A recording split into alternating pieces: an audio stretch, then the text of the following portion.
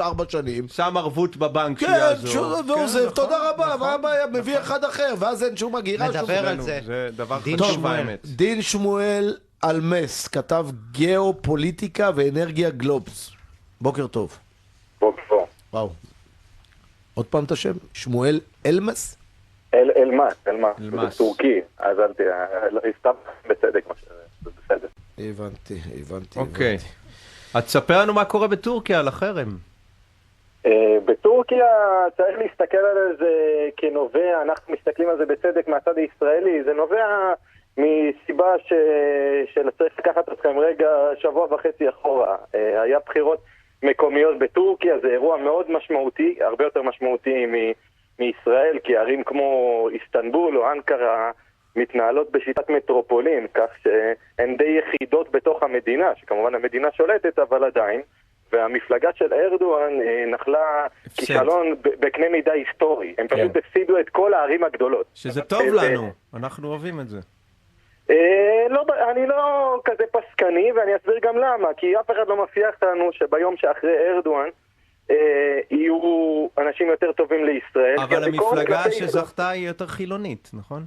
היא יותר חילונית, אבל גם היא מבקרת את ישראל. הטיקט, צריך לומר את האמת, הטיקט של האנטי-ישראליות בטורקיה, משתמשים בו באופן רוחבי מכל הקשת הפוליטית הטורקית, מהקצה השמאלי עד הקצה הימני. דין, בוא דבר איתנו על החרם שהם עושים עלינו, איזה סחורות הם מחרימים? אייל, מדברים, הם נתנו רשימה של 54 מוצרים שהם ברובם מופנים לענף הבנייה, בין אם זה מלט, שיש וגורמים ודברים נוספים שקשורים לענף הבנייה. באחוזים כמה... באחוזים, רק אני בכוונה אתן את הדוגמה של המלט. מתוך כלל יבוא המלט בישראל, טורקיה מהווה 29%. זה שליש, זה הרבה. כלומר, קרוב לשליש מיבוא המלט לישראל פשוט נחתך ברגע אחד. הטורקים ידעו איך הם רוצים לפגוע. אני אשווה את זה לרגע לכדורגל, כשאתה מתכנן איך אתה תוקף את היריבה, אז אתה הולך על ההגנה הרגישה שלה, אז ההגנה הרגישה של ישראל בנוגע ליבוא מטורקיה, שהוא יבוא נרחץ. הם רצו כאילו להכאיב. ברור. הם רצו להכאיב באופן חד משמעית. תגיד, היה דרך להימנע מזה? או שזה בלתי נמנע? היה דרך להימנע מזה. צריך לומר, המדינת ישראל במשך 20 שנה, במקום לפתח מדיניות של יבוא, ובואו, נגיד את האמת, מדינת ישראל, מעבר לזה שהיא מדינת אי, לא יכולה לייצר את הכל בעצמה. כמו שדיברתם בצדק על נושא הפועלים הזרים, אי אפשר, אין לנו מספיק ידיים עובדות, אי אפשר לבוא ולהגיד משהו כמו למשל, יכולים לבוא ולהגיד, היו צריכים לייצר את כל המלט בישראל. אתה לא יכול לייצר את כל המלט בישראל, נקודה. לא יישאר לנו הרים, נחפור את כל הערים. נכון.